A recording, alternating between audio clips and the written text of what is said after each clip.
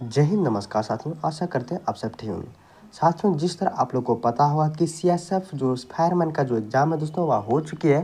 साथ में सब लोग इंतज़ार कर रहे हैं कि मेरा डीवी का जो है डॉक्यूमेंट्स वेरिफिकेशन कब होगा। दोस्तों, तो आप लोग को बताया जाता है कि डॉक्यूमेंट्स वेरिफिकेशन जल्द ही होने वाली है।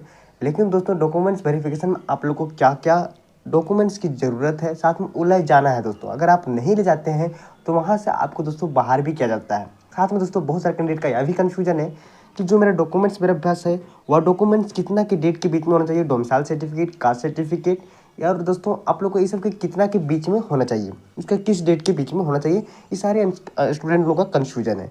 तो आप लोग को टेंशन लेने की ज़रूरत नहीं है। हम आप लोग को यहाँ पे बता देते हैं कि आप लोग को कहाँ से कहाँ के बीच में रहना है आप लोग को डॉक्यूमेंट्स वेरिफिकेशन के लिए। ठीक है, चलिए दोस्तों हम वीडियो स्टार्ट करते हैं। सबसे पहले दोस्तों आप लोग को जो भी इन्फॉर्मेशन देंगे और नोटिस के माध्यम से देंगे दोस्तों, अपने से खुद से कुछ भी नहीं देने वाले दोस्तों। देख सकते हैं यहाँ पे नोटिस हम ओपन कर चुके हैं। चलिए दोस्तों, सबसे पहले हम बात कर लेते हैं कि आखिर डॉक्यूमेंट्स में आप लोग को यहाँ पे क्या क्या ले जानी आवश्यक है दोस्तों। अगर आप ये सब ले जाते हैं तो आपको वहाँ पे बाहर नहीं किया जाएगा, अन्यथा तो आप ये सब अगर नहीं रहते हैं आपके पास तो बाहर किया जा सकता है। चलिए दोस्तों, सबसे पहले हम डॉक्यूमेंट से आपको यहाँ पे देख सकते हैं। सबसे पहले हम यहाँ पे देखते हैं process of certificate, certification and format of certificate. तो आपको जो फॉर्मेट रहना चाहिए दोस्तों सर्टिफिकेट के लिए, वह किस किस फॉर्मेट में है। यहाँ पे दोस्तों यहाँ पे जिसमें नोटिस जारी किया था वहीं फिर आप लोगों के लिए एक तो नोटिस यहाँ पे लिख देते हैं कि इस फॉर्मेट को आपको रहना है। देखिए यहाँ पे लिख दिया है, candidates who wish the candidate against vacancy revise for seek as election and require to complete authority of formats.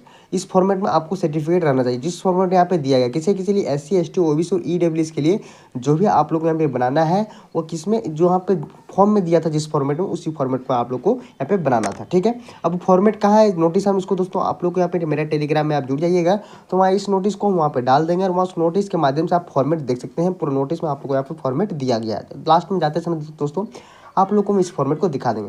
देख सकते हैं 6.2 में यहाँ पे क्या बोला गया, कि डोमिसाइल परमानेंट रिवाइज सर्टिफिकेट, क्या रेसिडेंटल सर्टिफिकेट। यानी आप लोग यहाँ पे देखिए candidate will consider for requirement this respective status UT and production of valid. ठीक है, डोमिसाइल सर्टिफिकेट और PRC यानी परमानेंट रेसिडेंटल सर्टिफिकेट। आप लोग को ये दो चीज़ चाहिए दोस्तों, कौन सा, डोमिसाइल सर्टिफिकेट और परमानेंट रेसिडेंटल सर्टिफिकेट। तो डोमिसाइल सर्टिफिकेट सबको अपना अपना स्टेट का बनाना है, साथ में PRC भी अपना अपना स्टेट का बनाना है, ना कि दूसरे स्टेट का बना लेना है कि ताकि वहाँ पे रिजेक्ट कर सकता है। सारा चीज़ आप लोग को मैच किया जाएगा वह 10th के मार्कशीट से। और आप लोग को हम बता देना चाहते हैं यहाँ पे परमानेंट रेसिडेंटल सर्टिफिकेट मांगा जाएगा और डोमिसाइल सर्टिफिकेट मांगा जाएगा। बहुत सारे स्टूडेंट का कन्फ्यूजन यह है कि इसका जो है किस किस डेट के बीच की रहने चाहिए, परमानेंट डोमिसाइल सर्टिफिकेट और PRC। तो यहाँ पे दोस्तों साफ साफ यहाँ पे लिख दिया गया। साथ में अगला नोटिस में देखिए यहाँ पे अगला 6.3 में क्या लिखा है, caste certificate issued from the other than domicile से स्टेट।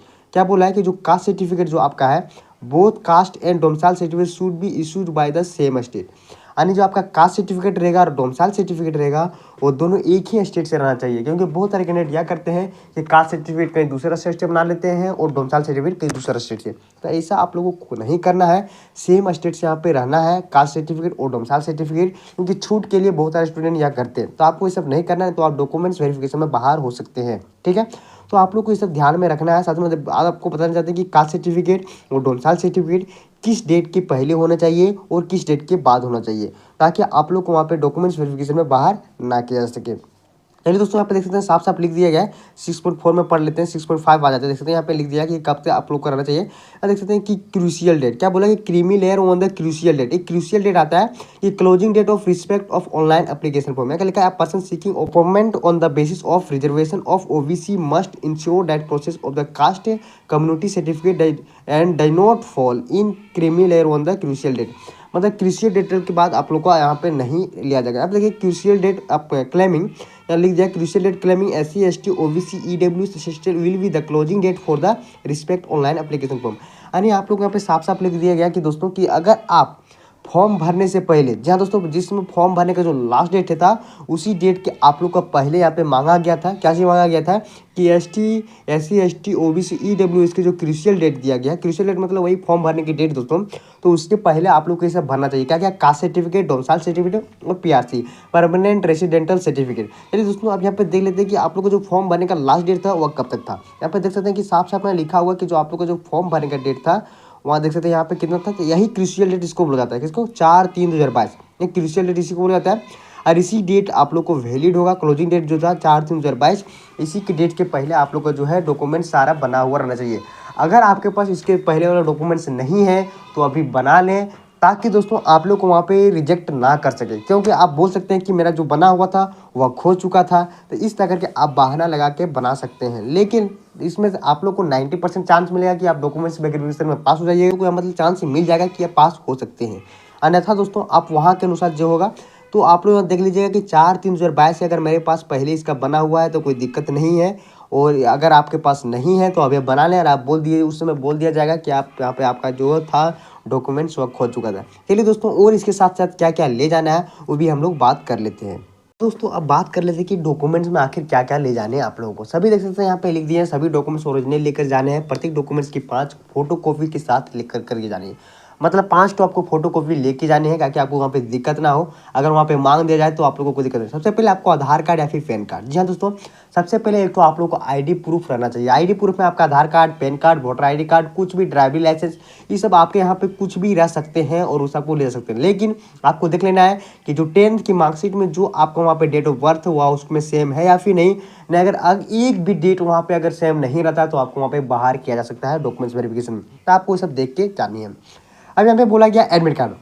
एडमिट कार्ड लेके जानी है, जिसमें आप एग्जाम देने गए थे उस एडमिट कार्ड को आपको वहाँ पे ले जानी है।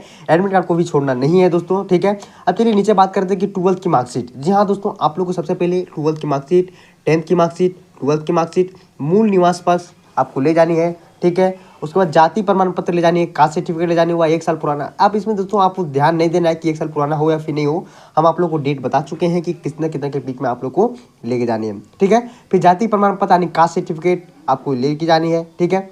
1 साल तक, और कोई इसमें ध्यान देने की जरूरत नहीं है, ठीक है। तो आप लोग को ये सब चीज़ें आप लोग को यहाँ पे लेके जानी है, ताकि आप दोस्तों डॉक्यूमेंट्स वेरिफिकेशन में पास हो सकते हैं। अन्यथा दोस्तों आपके पास ये सब डॉक्यूमेंट्स नहीं रहते हैं तो आपको बाहर किया जा सकता है। तो ध्यान से आप लोग एक बार फिर से दोस्तों इसे मिला लीजिएगा, ताकि आपको कोई दिक्कत ना हो। अब यहाँ पे देख सकते हैं, यहाँ पे हम लिखे थे 10th पासपोर्ट साइज फोटो। तो आपको 10 ठो नहीं दोस्तों, कम से कम 4 ठो आपको ले जानी है, ताकि आपको वहाँ पे जो भी फॉर्मेट दिया जाएगा उसमें आपको चिपकाना पड़ सकता है। तो आपको ये सब चीज़ों पर ध्यान देनी है दोस्तों। अगर पूरी वीडियो आप लोग को इन्फॉर्मेशन अच्छी लगी हो तो चैनल को सब्सक्राइब करके रख लीजिएगा, ताकि दोस्तों गवर्नमेंट जो रिलेटेड सारी इन्फॉर्मेशन आप तक पहुँच सके। जय हिंद, फिर मिलते हैं नेक्स्ट वीडियो में। तब तक के लिए जय हिंद और जय भारत।